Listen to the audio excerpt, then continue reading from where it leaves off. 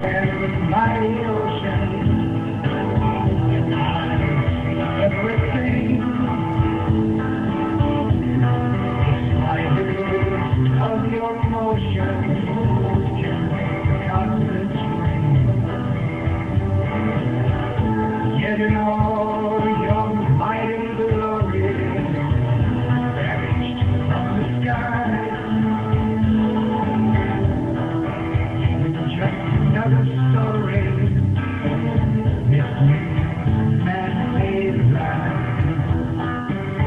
Think of how you fell from the sky. All right. Good morning, ladies and gentlemen. Welcome to another edition of the Free American Hour. I'm your host, Clay Douglas. My guest today is Chuck Boldwyn, and we're going to be talking with Chuck about 9/11, about all of the research that he's done on it. It's linked up there on in the chat room and on the Free American page. But I want to take a moment here to tell you that the changes I made today, this morning, up on the freeamerican.com, are very, very important. You need to see it. Last Saturday, I went to the Breakfast Club, which we do every Saturday here in Tucson, and the buzz was, well, Jesse Ventura's coming out with this thing on the prison camps, on the FEMA camps, on the and it's going to be on True TV on Friday. Well, it wasn't. The buzz on Saturday was that they had run a repeat. They had blocked that. They blocked it. So I got it. I found it on the internet. It's up on my website. It's up on my website right now.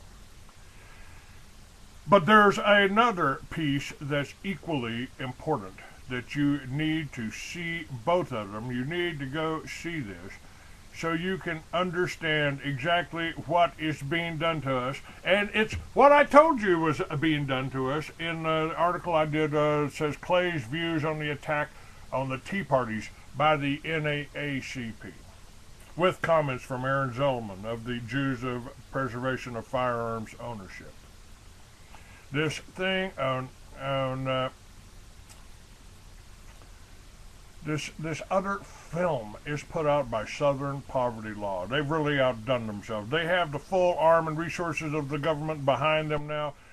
I used to wonder how the German people let the government do this to the people. I no longer wonder. I'm seeing it in real life. They paint a target, get the herd believing that target is the enemy. Then who cares if they get taken away to who knows where.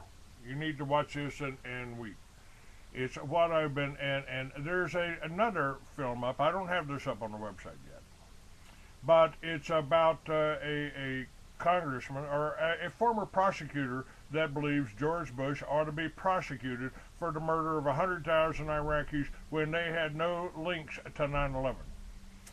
Now, the 9/11 whole project here, the Southern Poverty Law film will take you back all the way to Waco and Randy Weaver, how this whole thing got started, how I got involved in it, because I was a little bit outraged about what happened to 100-something Branch Davidians. But at 9/11, we killed almost 3,000 Americans and 100,000 Iraqis who never did a thing against us. Chuck, welcome. How are you? Yeah. Good morning, Clay. This is the fourth time we've been together here. I'm doing pretty good here. Got a lot of new information for you. Yeah, it's not often I get somebody that wants to talk to me more than once. Yeah, no problem. So you've done a tremendous amount of research into 9/11, and the 9/11 right now is being used to demonize. If you go ask somebody about 9/11 in Congress or in the upper regions of the FBI, they treat you like you're a fool. No, 9/11. You're one of those conspiracy theorists. You know, the planes brought it down. I mean, we had the 9/11 report. The planes brought it down. What are you? Are you insane? Are you one of those radicals? You're one of those troublemakers. You're one of those people trying to instigate against the government, huh?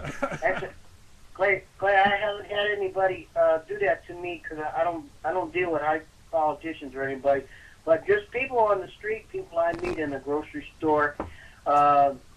I would try to bring up 9/11 Twin Towers, and they don't know anything about it.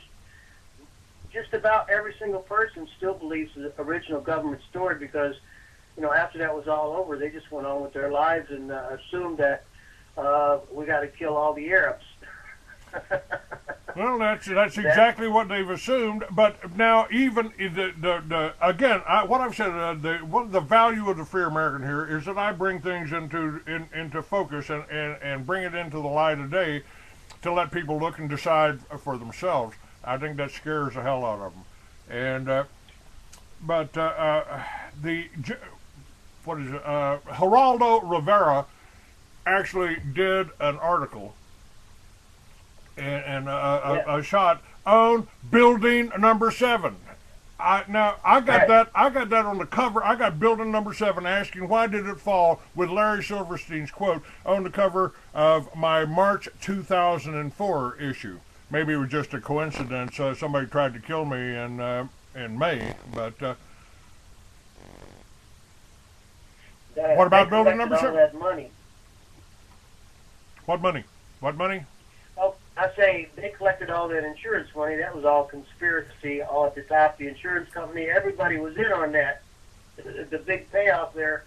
The insurance company didn't really push for an investigation. You had these crooked people.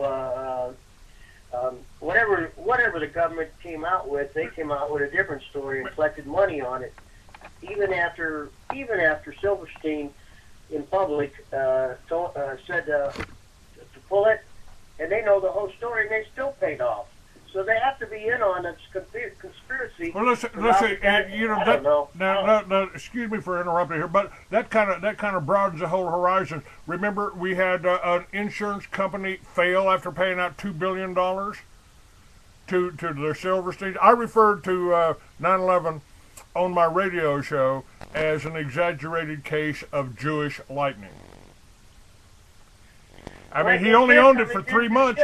He owned it for 3 months. He doubled it. He insured it for billions of dollars, and it blew up or went straight down. Now, this is what they pointed out. Building number 7 had to be demolished. He admitted he demolished it. He brought it down. We brought that building down. So how and they pointed out even on Geraldo, which is amazing. That blows me away. They pointed out that it fell at the rate of gravity, so which is it's impossible if the floors are dropping. If each one of them's dropping down and each floor is dropping down, there's going to be some hesitation while that collapses.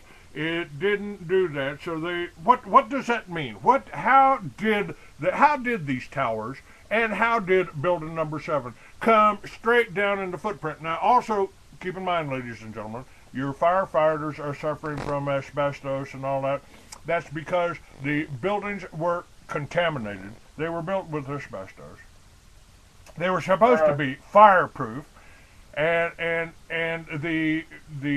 there had been an engineering team investigating inspecting the World Trade Center for almost 10 years while it was owned by the Port Authority. And they came to the conclusion that was leaked out in the Free American that the buildings had to come down. They couldn't build scaffolding high enough to repair all the problems. The glass was falling off. There were all kinds of they were defective buildings, and they had to be brought down. Go ahead.